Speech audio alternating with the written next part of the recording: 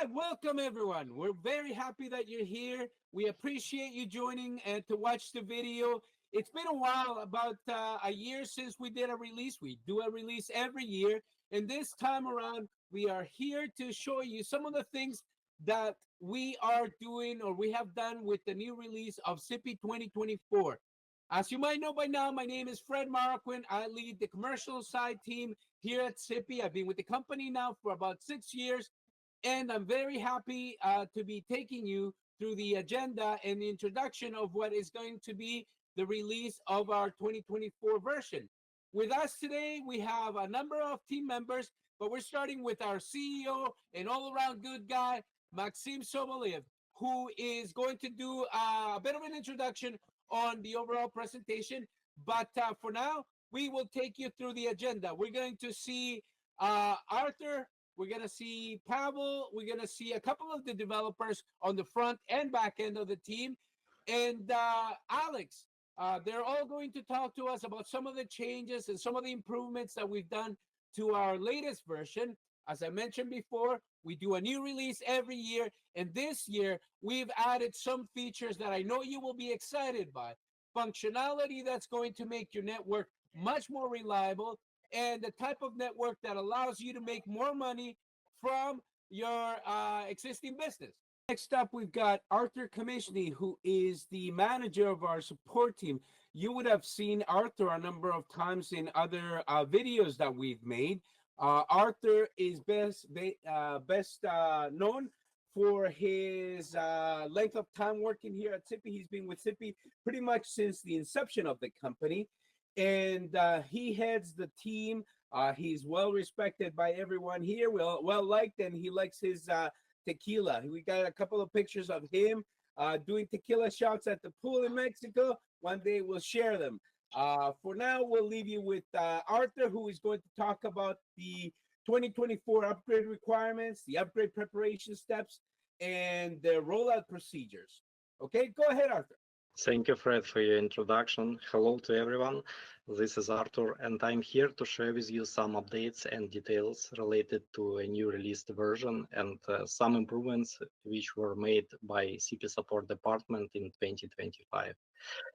On the first slide, you see the list of topics that I would like to cover on today's webinar. It's a SIPI Soft Switch 2024 upgrade requirements, upgrade preparation steps, and backup rollout procedure. So let's get started from SIPI Soft Switch 2024 upgrade requirements. Once you decided to upgrade your SIPI Soft Switch to a new version 2024, you should know that our developers defined for the successful upgrade of any system from 2023 version to 2024 a set of requirements for core components in SIPI Soft Switch. Let me probably dive a bit deeper into the upgrade process to make things clear for everyone. As you may know, the major upgrade of systems between versions requires an update of core components like FreeBSD operating system, OpenSIPs, PostgreSQL, and soft switch code itself. So the owner of root environment may check the current version of the core components by navigating to the system information page of main menu in his own SIPI Soft Switch. Once customer opened this page, he sees the following information like on the screenshot on the slide which we are sharing. In green, I marked two components which should be upgraded before the actual upgrade to 2024 version. It's an operating system. It should be as minimum 13.2 and DB server version. It's a PostgreSQL 16. As an additional measure, you should clarify with support department what is the current version of OpenSIPs, because the OpenSIPs also has some predefined requirements. But unfortunately, at this stage, we can't check that via the system information page, but our support engineers may change the OpenSIPs version on fly. This is not a very complicated procedure and even doesn't require any maintenance. It's just a few seconds of downtime for customer. Once everything is prepared and all core components are ready for the upgrade, by the way, on this page, you may see the table with working versions of FreeBSD and PostgreSQL in CPSO Switch 2024. When you decided to upgrade your switch to 2024 version, you should make sure that your version of FreeBSD is minimum 13.2 and PostgreSQL should be as minimum 16. After the upgrade to 2024, obviously we may upgrade FreeBSD to 14.1 and PostgreSQL can be upgraded to 17. Let's move forward. Once core components are ready for the upgrade, a customer should review the release notes before the actual upgrade of his server, because some elements may change their locations or some features may become deprecated. So customer should review the release notes and make sure that all your business scenarios are still working with a new version. The next step is a preparation of your custom code and packages for the upgrade. Some customers may use their own code on server. It can be a PHP code or Python code, and this code should be compatible with the new version of PHP 8 and Python, which customer will get after the upgrade to 2024 version. This document is also available on the Freshdesk in solution section, and you may find it by typing in the search field tested PHP and Python versions. If customer has a lot of modifications on his server and he wants to make sure that all his business scenarios will work as expected after the upgrade to 2024 version, customer may contact to sales department and order the sandbox for testing of a new version. I hope this information was useful, and if you have some additional questions, you may always contact to CP support department, and our professional engineers will provide you an extended answer to your questions. Let's move forward. Next topic. Next topic is a backup rollout procedure. Starting from 2025 version, support department developed a new automation via the Jenkins, which allows to roll out the backup of your databases, which are CPSO switch does on regular basis. Those backups automated process may upload without manual intervention of engineers. Why is it needed? Just an example. Let's imagine your server has been crashed or some hardware issue has happened with your server and database become broken. To restore the database is in some cases can be possible, but in some cases you may face with an issues and with data inconsistency. So in this case, the only solution is to roll out the database from the backup which was created by system beforehand.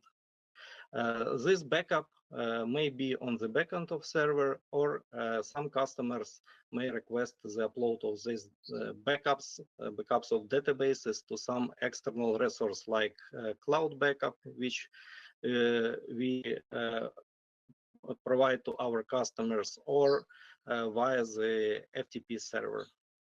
What are the key benefits of this automation? First of all, fast execution of commands with the predefined criteria. In past, engineers performed a huge amount of commands manually via the backend of server, and obviously each command required a lot of changes and attentive review of engineer. With the automation, we got minimal human involvement and less errors. And the most important thing that the backup procedure has been reduced in time, and now engineer doesn't spend 1 hour to finish the preparation of backups for the rollout. I hope this information was useful, and thank you for your attention. That's very good information, Arthur. So, if you're watching this, you'll probably see that Arthur mentioned that there are some things to be mindful of or be aware of, particularly with your database. So, if there is a problem with rolling out the database, we can offer a service where we do a database backup. And with that database backup, you'll have everything intact so that the team may roll it out. So, this is just one of those points that if you're mindful and if you want to make sure that you've got everything available once it's needed for any sort of problem that you encounter or your server crashes or anything like that, the database backup service that we offer is very valuable, particularly in cases like this. I think you provided a lot of very good information, Arthur. I do have a question. What is the most common difficulty or problem that our customers come up when we are doing their upgrade, or when they do their upgrade, when they start to do this work? Of all the processes you mentioned, what is the one that they most typically say that they have a problem with?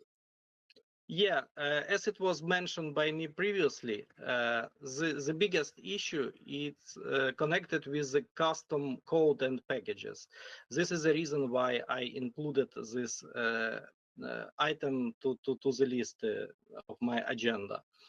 So once customer decided to upgrade his system to a new version, he should care about custom code, because our system is always moving and always using the latest packages and latest version of core components, and obviously the code also should be reviewed before the actual upgrade to a new version.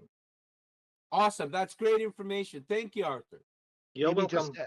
Maybe just to add to that point too, when you do start the process of planning out your upgrade and contacting support, part of support's role in this is to make sure that we have a plan set up for you for your upgrade. And every customer's story is going to be a little bit different on in some regards. So we'll be able to check to see where all your packages are and be able to identify any potential pitfalls as we sort of move through the process. Thank you, Philip. Good point. Great point. Thanks very much, Philip. Okay, I think that is it for Arthur's presentation. And next up, I believe we have Pavel. Yep. Welcome back. So now we have a very interesting fella who has just become a father for the second time. Congratulations, Pavel. Pavel is our lead QA engineer here at SIPI, and you would have seen him a few times in some of these sessions that we've done, where he talks about all the wonderful things that he does in QA with the development team. So today, Pavel is going to take us through some of the work that he has done for this release, and he's going to talk to us about some interesting stuff in relation to what the software currently requires. Go ahead, Pavel. Hello, everyone.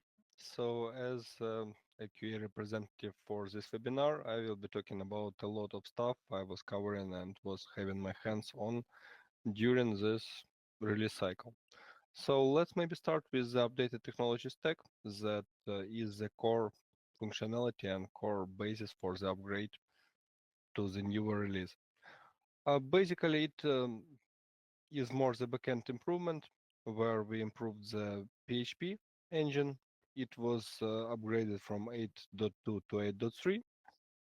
This might be relevant for some people who have third-party XML API stuff going from the backend to CP, and they might need to adjust their scripts for the new syntax of PHP. And basically, PostgreSQL was having a new version added. We added support for PostgreSQL 17, and according to our plan, we were deprecating PostgreSQL 14 version.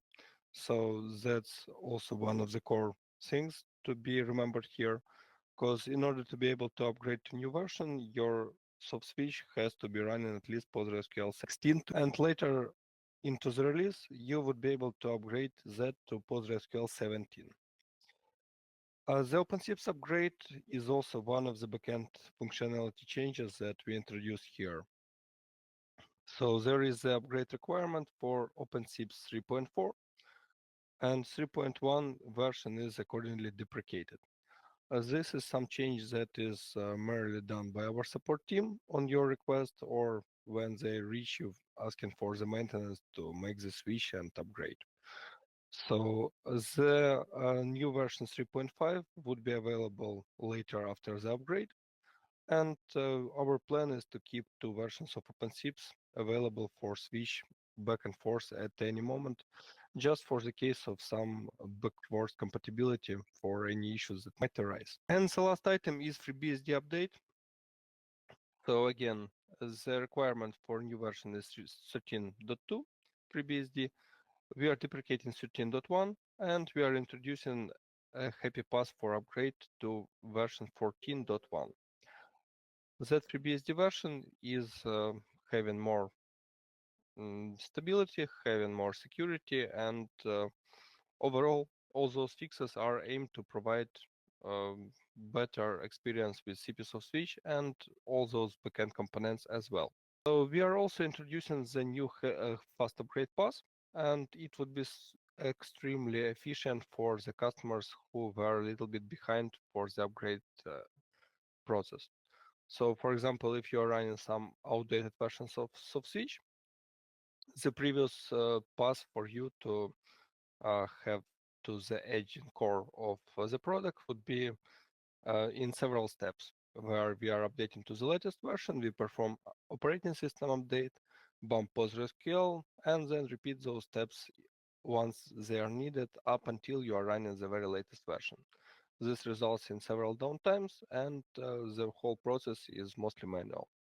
So we were making the adjustments, and it would require the installation of a separate server, which would be running the very latest version.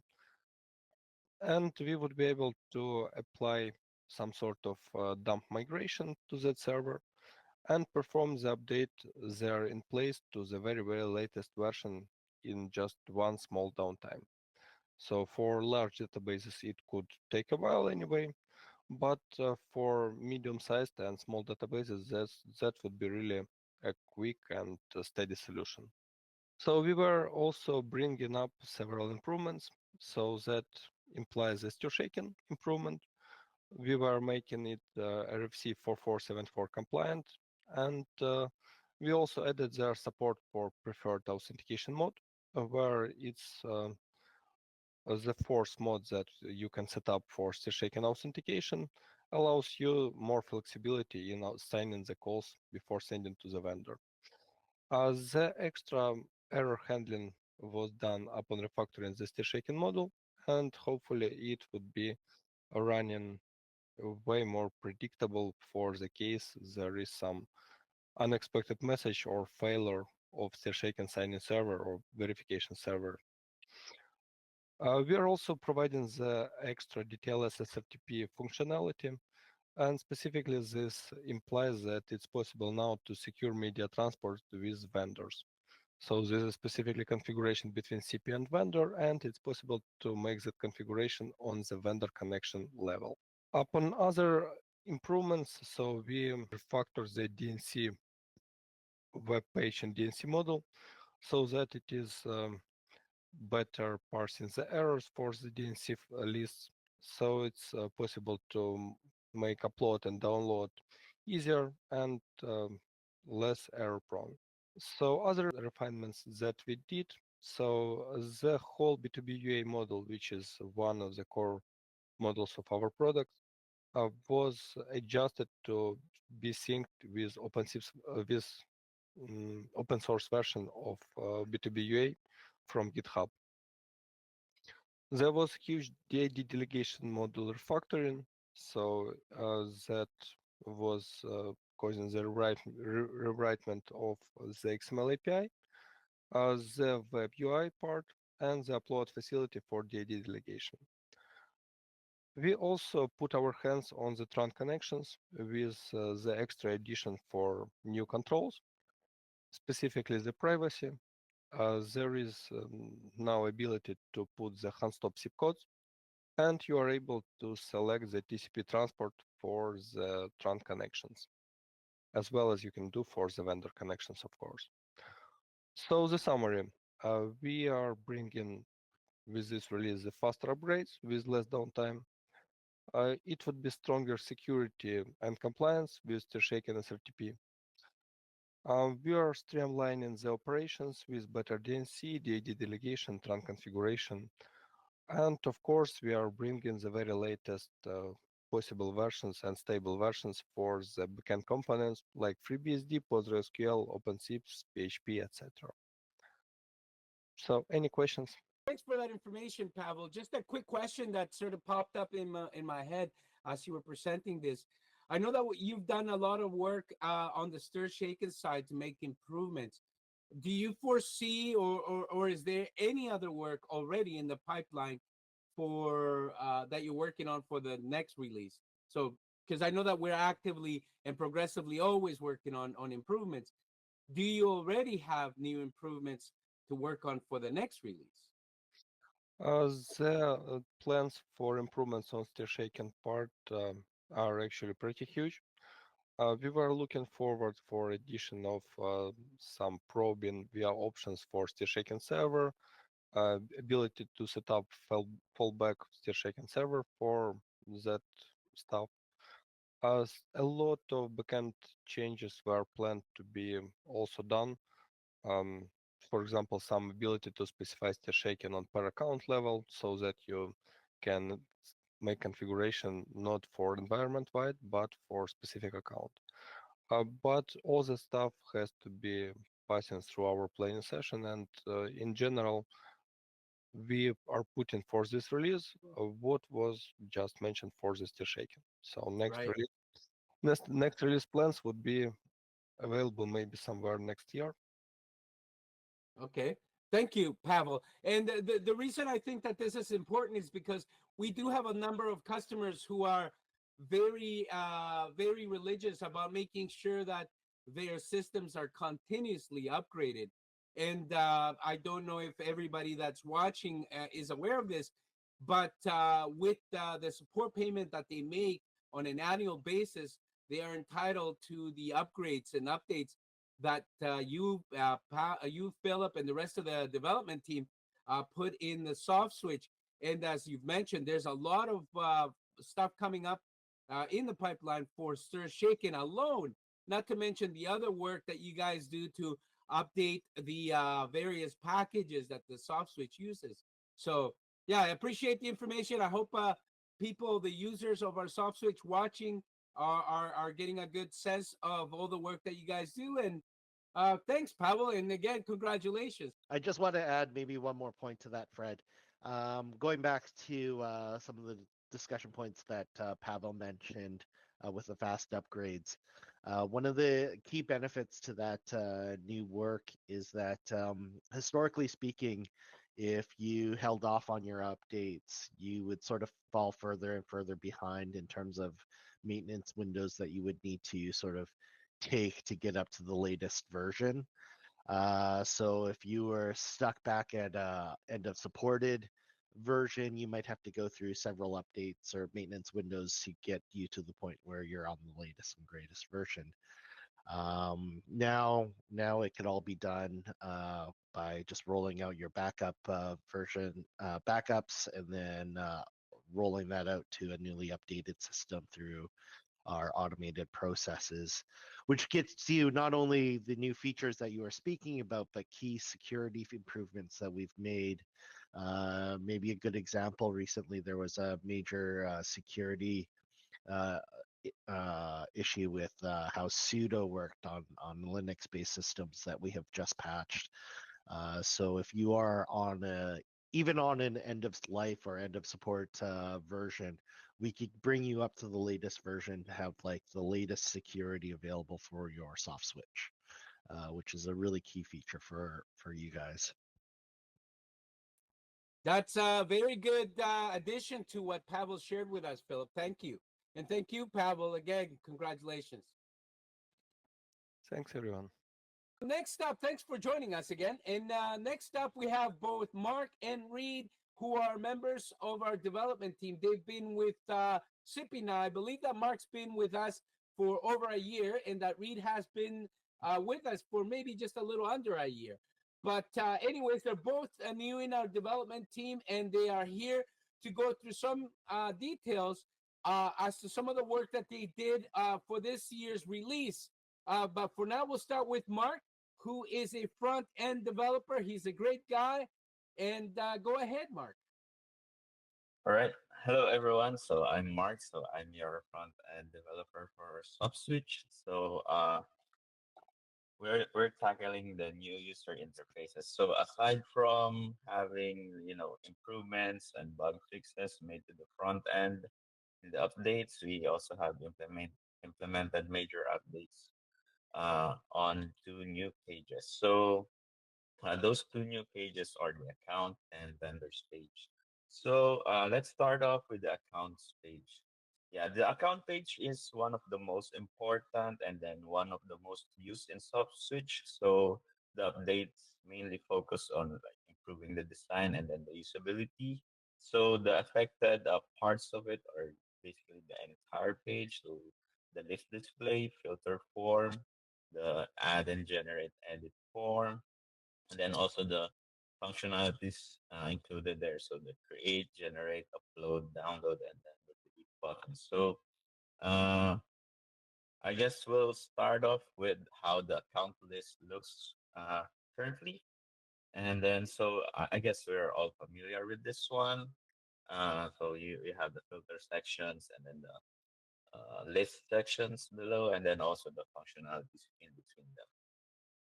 With the updated page, we now have the filter section is still on top, but it's now collapsible, so you can expand and collapse this one.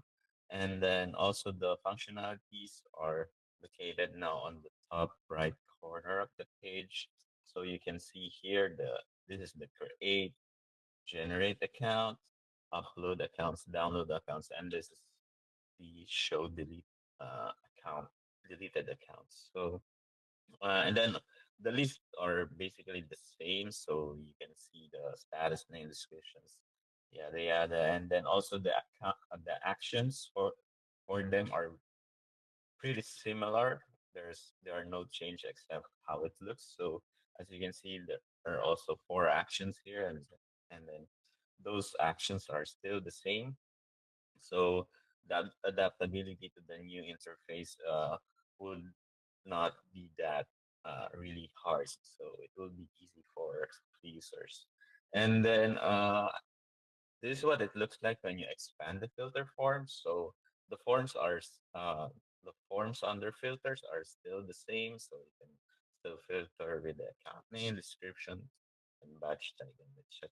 So when you try to see now the deleted accounts, so yeah, basically still the same with that one. So we deleted and then all the actions to restore it, and we use some records under it.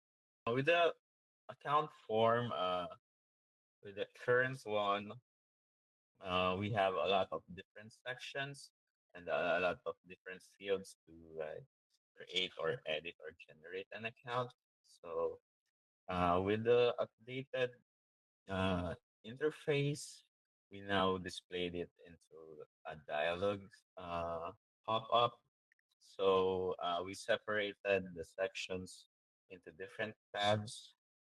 And then as you can see, this is like the basic tab and then the advanced tab. So it's pretty much basically the same what will happen with identity, voicemail, address, and payments. And then we've added a search bar here to help users adapt to the new interface, so they can easily type it. Oh, where's like the max sessions, and then if they click it, and then it will redirect it to the specific tab that it belongs to. So yeah, and then with the generate account, so basically it's still the same with the add and edit form.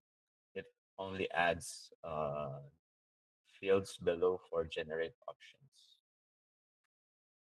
And then for the next page, we have vendor page. So it's it has the same change that happened on account page. So it affected the list display and then the added edit form. So vendor page is much more simpler than accounts. So on the current UI, we only have this, so vendor list, and then also like a filter for name, and then add vendor here.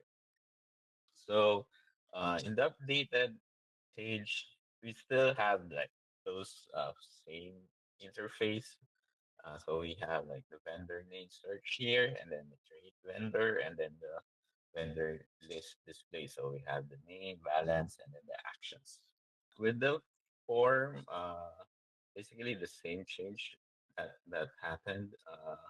We move it also into a dialog pop up, and then the fields are assigned into different tabs. So yeah, the parameters have the basic and then the advanced tab, and then also like the address info. So uh, yeah, I think that's the update on the user interface. So moving forward, we'll basically do the same with all of the pages, and then update the list, make the forms in dialog while keeping the same functionality with aligned with the old interface.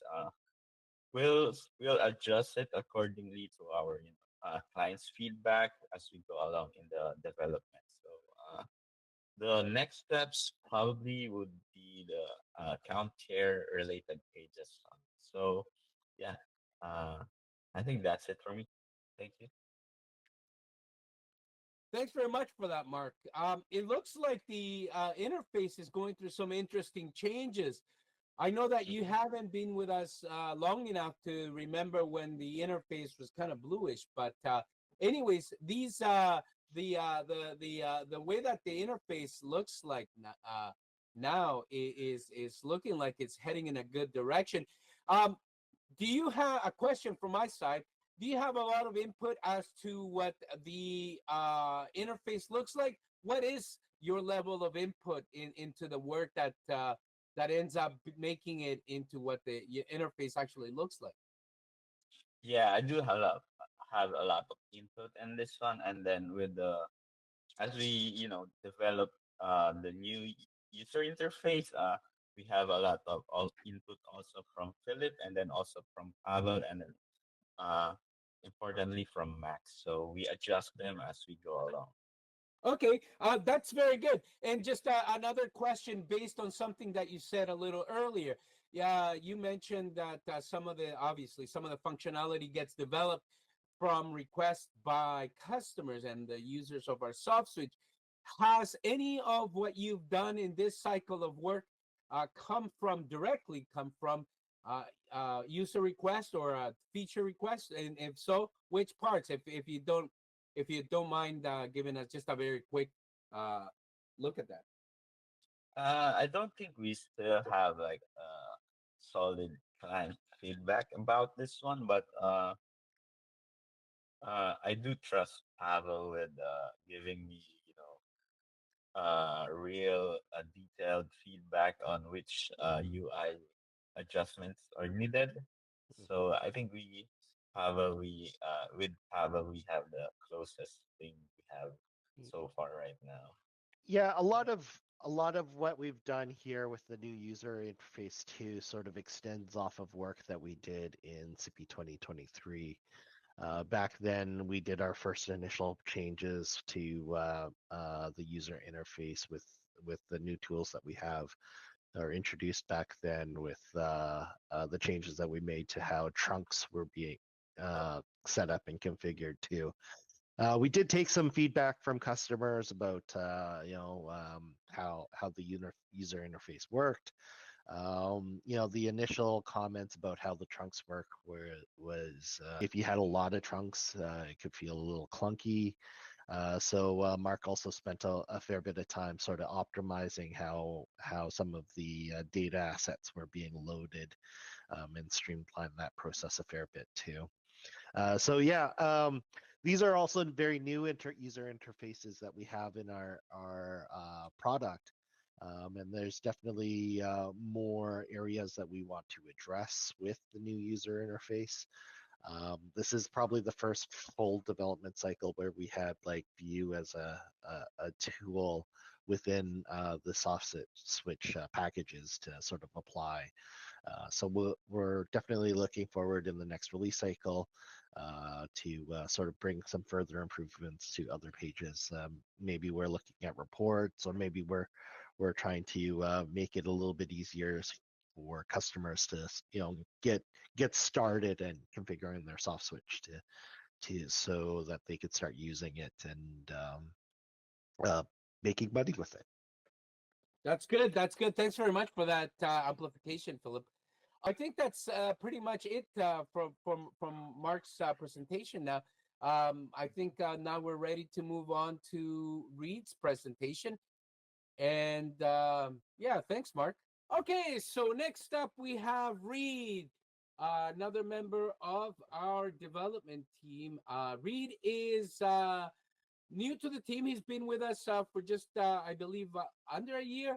And Reed is a great guy. He likes to stay in quite a good shape.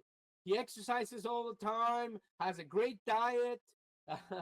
He's very disciplined, and he is a very good addition to the team.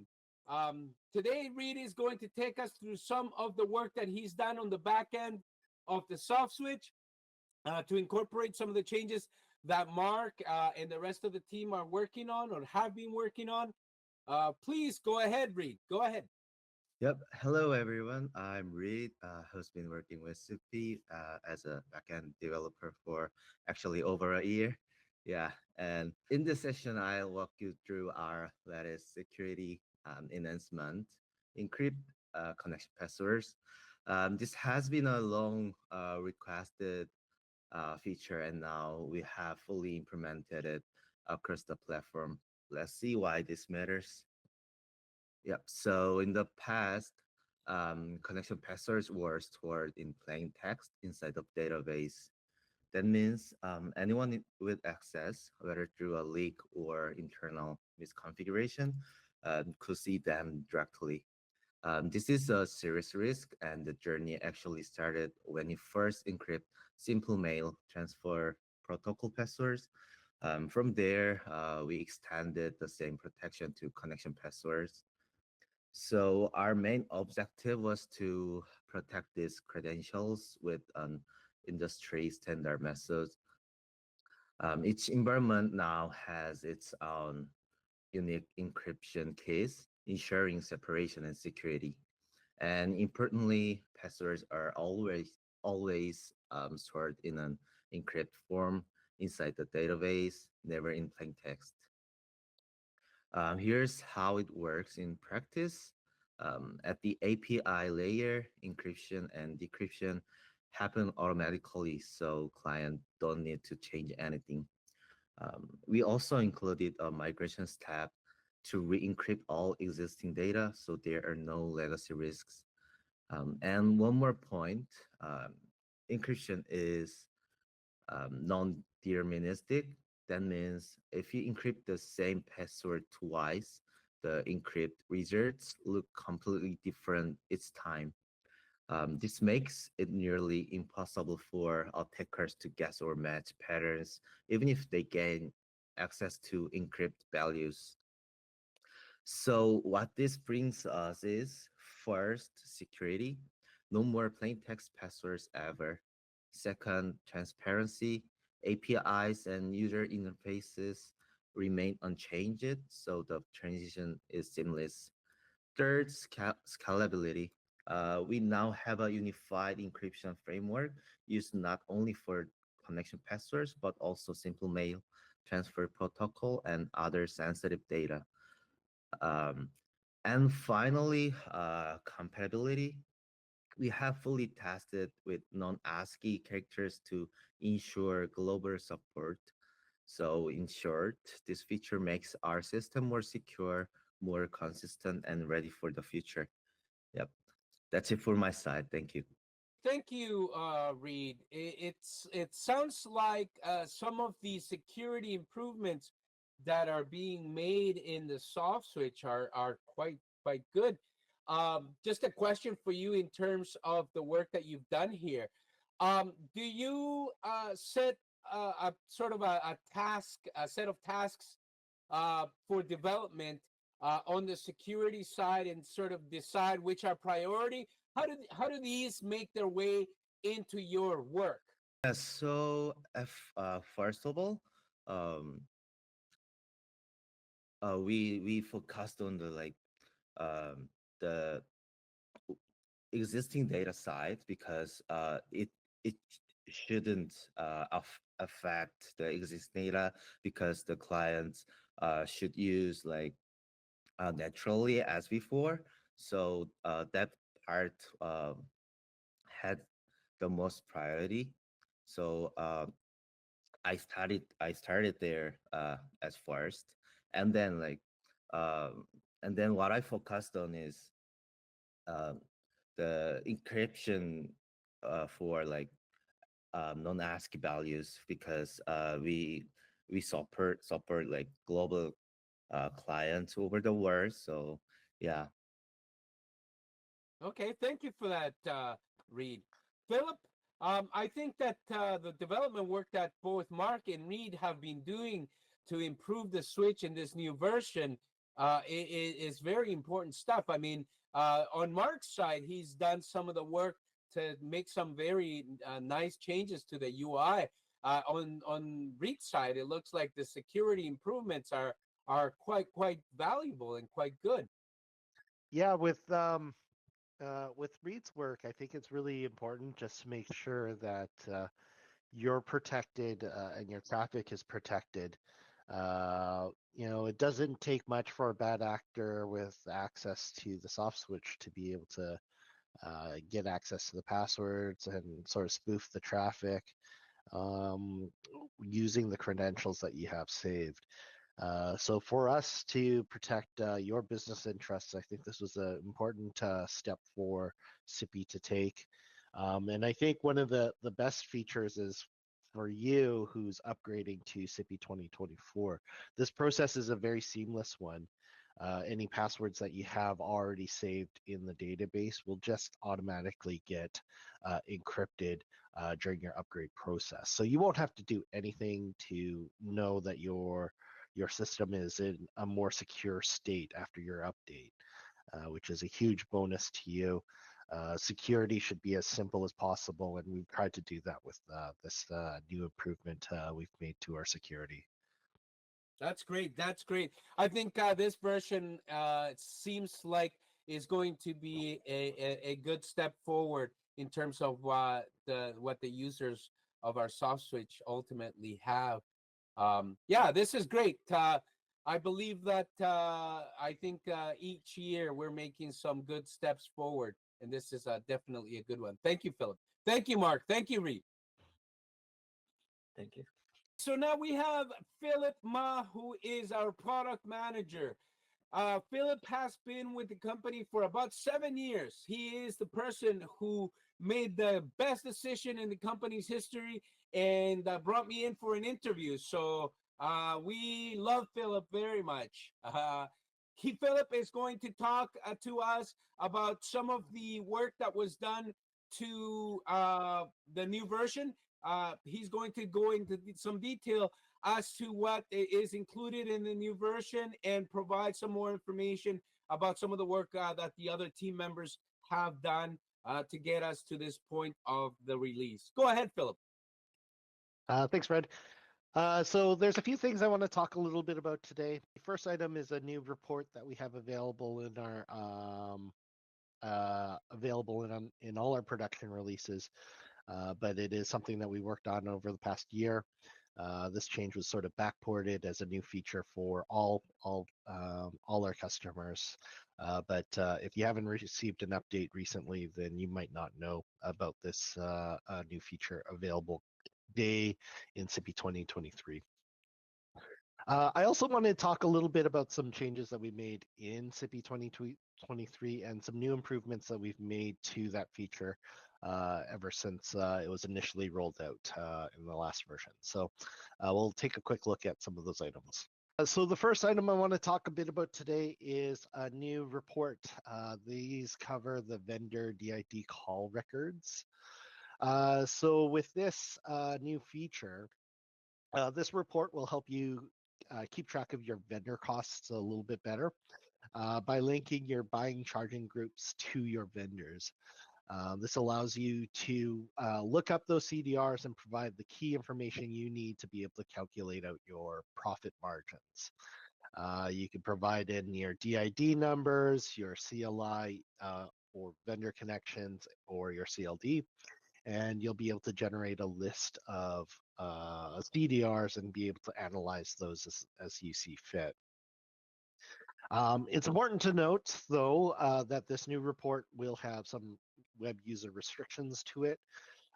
So if you have web users that are set up on your soft switch, those that have administrator access, reporter access, billing access, and NOC privileges, those will be the web users that'll be able to access this report.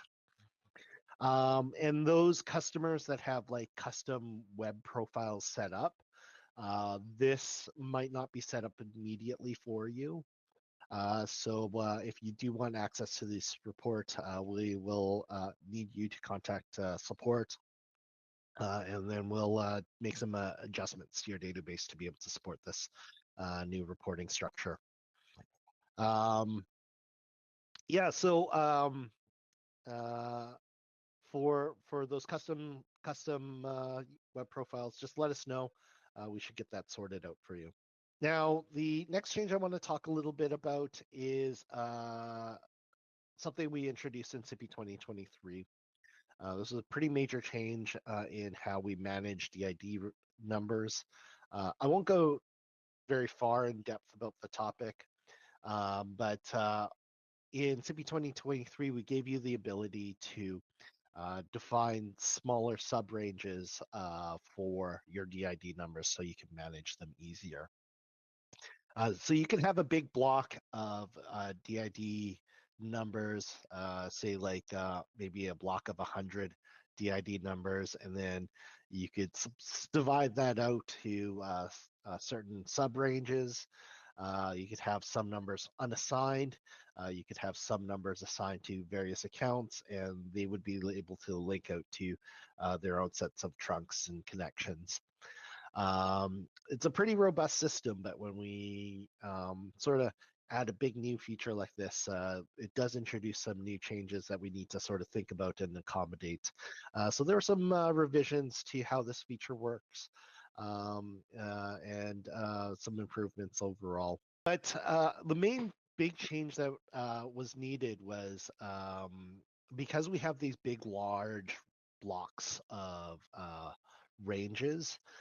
What we were noticing in the initial implementation was the system would take a little bit longer to access the changes that you would be able to make. So if you uploaded a new set of DID records, we would sort of store those DID records cache. But whenever you uploaded a new set, we would need to regenerate that cache. And that process could take up to 10 minutes. Because the entire cache was getting regenerated. So we made some pretty good improvements in terms of performance of this feature. So the cache gets regenerated fairly quickly now. And so when you upload a big bulk set of DID ranges, that time where those changes take effect is greatly reduced. Which is really beneficial when you're trying to assign out a DID or modify your DID ranges. that process will sort of happen a lot quicker, and then you can sort of move on with the day-to-day activities that you need for your switch. So that was a big change that we had to make in response to some of the initial changes that we made in 2023. We've also done a couple of smaller changes as well. You can now also search for a specific DID number based on its DID descriptor field. So, if you wanted to assign a description to a DID number when you're provisioning it or creating it, you'll now be able to assign that. That should help you keep track and help you manage your DIDs a little bit better. It gives you one extra field to play around with when you're trying to filter out the DID numbers that you create. One other change that we've made in terms of DID management, you can now use DID translation rules, and those are now correctly can be applied for any incoming calls that you might have. So there was a small improvement that we did there as well.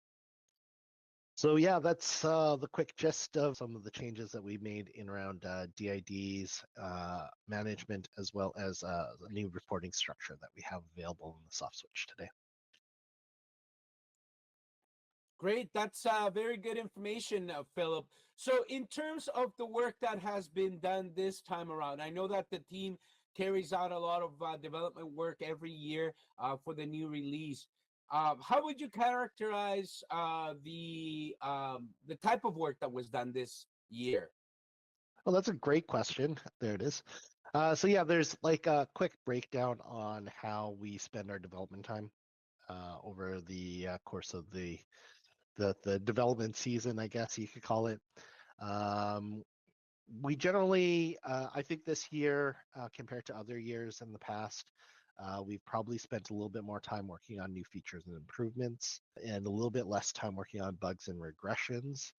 Usually bugs and regressions, I think, usually take up about a third. So we're a little fewer bugs and regressions that we needed to look into and address. But I think a lot of the improvements that we've made done by Mark in terms of the new user interface and some of the changes that Reed has done in terms of connection passwords and stuff like that needed a few more improvements and new features so to help sort of bring the product and the releases together as a whole. So we probably spend a little bit more time working on new stuff this release, which is great to see. And we did still work out a lot of kinks from existing features that we had. That's great, and I think that from my perspective as well, I dealt with less issues from customers than I have in previous years. So yeah, I agree with you. I think that bugs and regressions were probably less this year than in years prior where I've been involved. So yeah, that's very good to see. Welcome back, everybody. Now we have Alex Nikitiuk, who is responsible for DevOps here at Sippy. He's a great guy. He's got a little boy. I think he's about 2 years old now. And yeah, he's going to talk to us about some of the stuff that we're doing with this version of Sippy. Go ahead, Alex. Hello, everybody. I'm glad to see you. So today we will talk about the following two topics, really important ones for me. The first one is double CPS performance improvement, and the second will be AWS standby solution. Let's go to the first one. As you may know, Golang applications have the multi-threading feature enabled out of the box and have proven high efficiency and high performance in comparison to the Python-based applications. Nowadays, 80% of calls processing components of CP Switch are Golang-based. Our developers introduced Golang profiling, gathered all necessary data, introduced improvements, corresponding improvements, and in the nutshell, we have got 2 times more CPS performance improvement in comparison as before. So let me show you on the real monitoring graph this data. As you can see on this one, during the peak period, the CPU utilization was almost was 50% and more. And you can see that there were a lot of call processing spikes on the left graph. And we can see that the calls per second stats were not more than 400 CPS. But after introducing that improvement, and go to the next one, the CPS reached almost 800 CPS on the same high efficient bare metal server. And as you can see, the CPU utilization was much lower, like 20% lower than previously. And CPT is normal. It's really great improvement, I would say. Let me go for the next one. So let me share a few words about the AWS Standby solution. First of all, it will include real-time Postgres replication by default, and its main point. The second one, the solution implies support of multiple elastic IP addresses that can be assigned to the AWS-based CP soft switch as a service IP address. Also, our development department constantly working towards a good and steady solution. That's why they thought about the deadlock prevention logic, namely, case something goes wrong during the switchover process from one node to another one, then all services and elastic IP addresses will fall back to the previously active node. And the last thing that this failover will be triggered by the failover IP, so that anyone having that IP available can do this. I mean, the system administrator, in case of some system malfunction or case it's necessary to get the main system to be upgraded, updated, or get the capacity increased. That's my lead. Thank you for your time.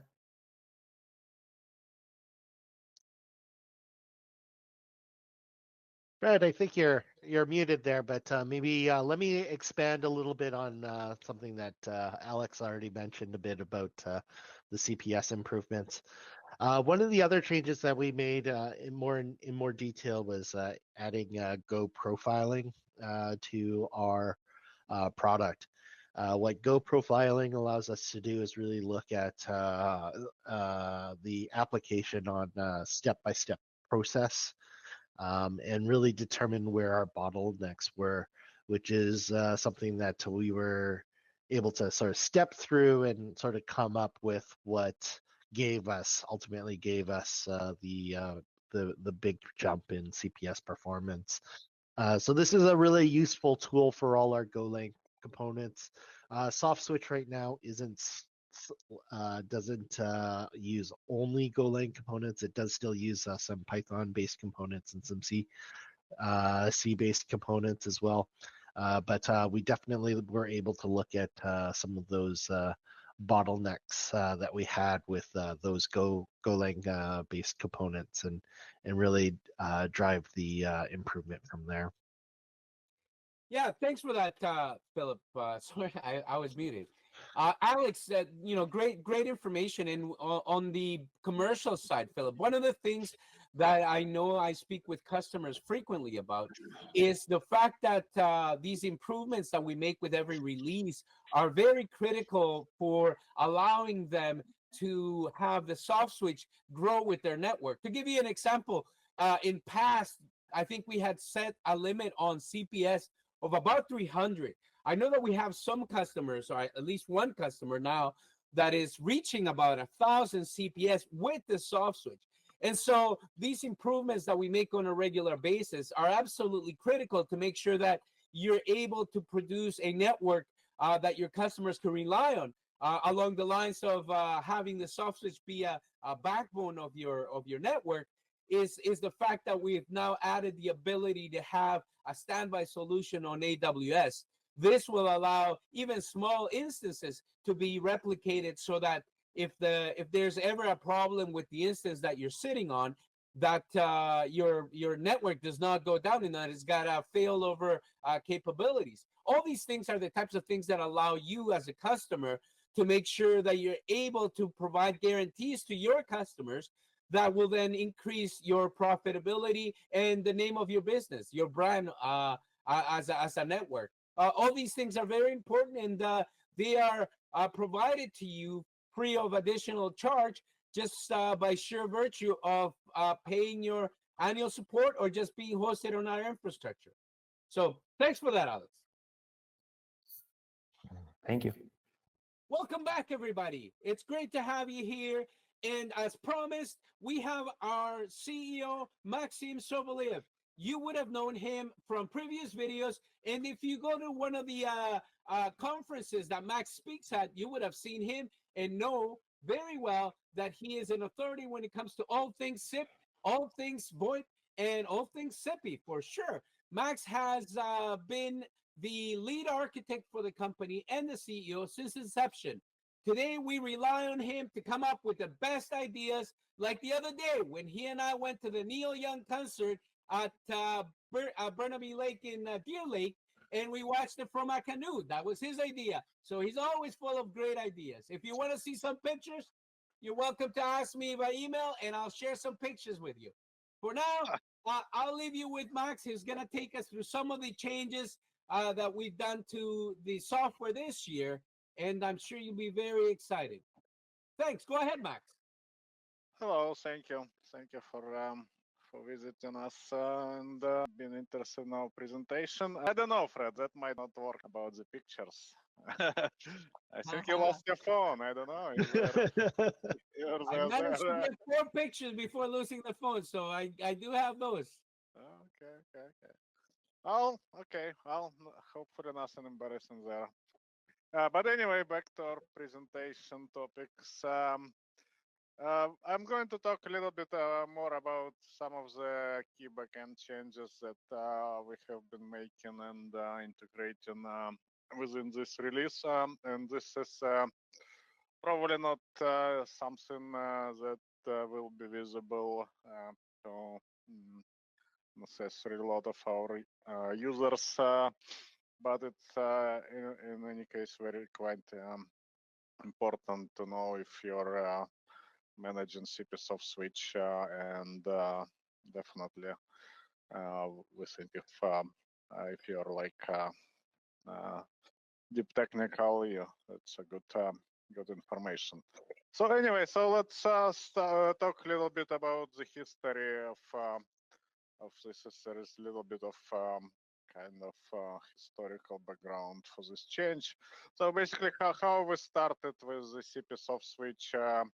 So it was pretty traditional design, proven by the time. So we used best technology, which is SQL. For the task, we added call controller, some web UI, and everything has been pretty much tied up to a single database. And it worked pretty well for a number of years. We've been deploying this kind of configurations for productions customers, and everyone was more or less happy until we started to reaching out some like capacity and CPS limitations. And the problem here is that we had a lot of different kinds of SQL activity going on, and this is not something that SQL Server works very well, especially if you're like using a full transaction mode. So if you write and update and same time some database or same table, even it will degrade performance pretty quickly. So after a few years, we started looking at the ways to improve this situation and make some changes into architecture. So we added in about around soft switch 2015, we added split out all balance information into separate database, and this way we would could improve not only performance but also some of the um, manageability of the system as well as uh, other aspects. And so this is kind of simplified, of course, diagrams, because in the real soft switch, that was single box call controller has these days probably like 20 different components, so it's a pretty complicated task. In any case, we did that back 10 years ago, and it improved stuff quite significantly. So kind of next step, which we would realized after again few more years and more like higher volume customers in production, that is also not sufficient to remove all bottlenecks. There is also very significant benefits of splitting up all configuration from CDRs, because CDRs is usually bulk volume of the storage and has some different characteristics than the configuration, which is much smaller. So those pictures are obviously not to the scale. So in reality, like configuration to CDRs is like ratio is probably 100 or 1,000 to 1. So it's very tiny in a comparatively speaking. And the same with balances. Balances are not the same. It's a little bit different ratio, but balances usually like tend to be 10 to 100% times smaller than the CDRs. And so we completed this separation actually 2 years ago for our higher volume distributed product, which is CP Freight Switch. And so now, and for this release, what we did, we merged this into our soft switch line of products, and it should be available immediately after upgrade. So some of the key benefits that we expect our customers to have after this change. Overall, like we have more scalable architecture, so we can have better ability to scale for different kinds of workloads. It also improves replication setup times quite dramatically, because now to get like fully functional system, we only need to replicate a very small configuration, and then CDRs could take longer. We don't rely on it for any functionality. So more flexible disk space and management, so we can have allocate more space for like CDRs and different types of storage, because they don't need to have very high access speed, so we can have like faster storage for configuration and bigger but slower storage for CDRs, for example, or something like that. And also we could have now different schedules for configuration backup and CDRs backup. So again, allowing our customers to have like snapshots of configuration, for example, more frequent, because this is much smaller volume, and it's important to protect for some scenarios for data loss. Yeah, so basically that's more or less on my end. As I said, this is kind of on the back end more than on front end, but we expect like if you're managing system with a lot of CDRs, it would be quite interesting and useful information to have about the new release. This is very good, Max. And on the commercial side, I know that the improvements that the team makes on a regular basis, and in particular, what we've done to make Freight Switch available is very conducive to being beneficial on the financial side for customers, for our users. But I wanted to ask you, I know that part of my introduction, this is the first time I've done this.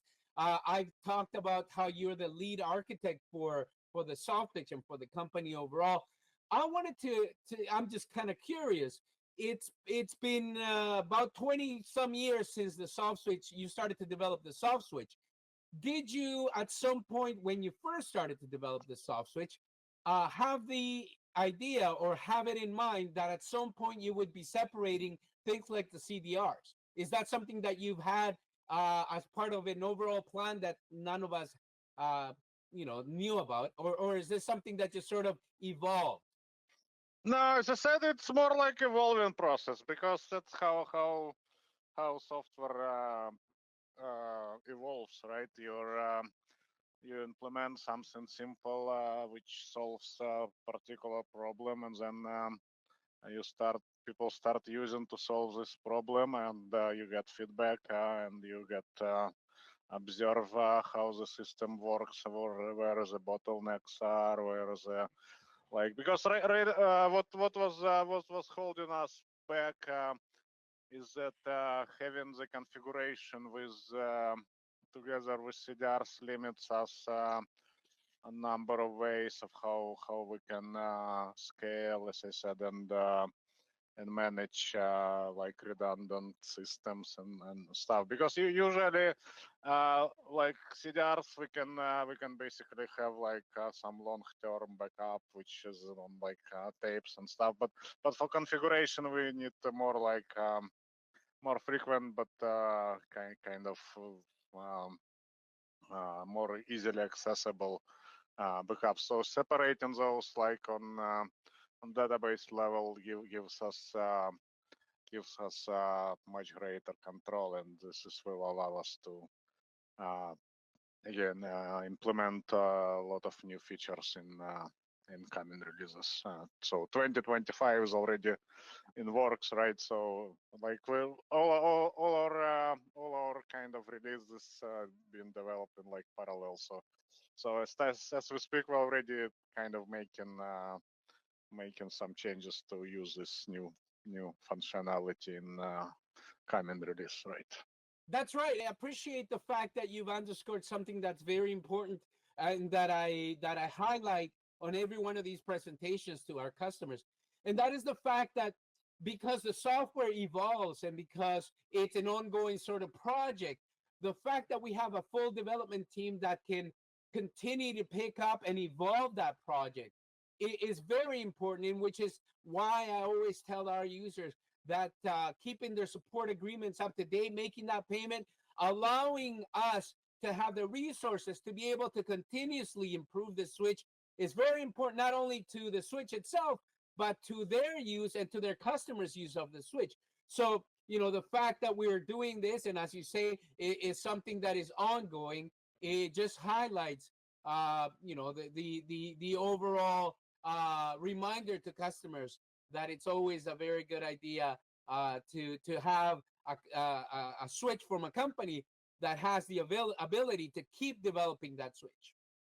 Yes, exactly. We're in the industry where the stability is kind of important and very very kind of crucial, I would say, when because usually like in telecommunication space, trust is kind of money. If people trust your switch, they will give you their business, they will give you their money, and that's essentially.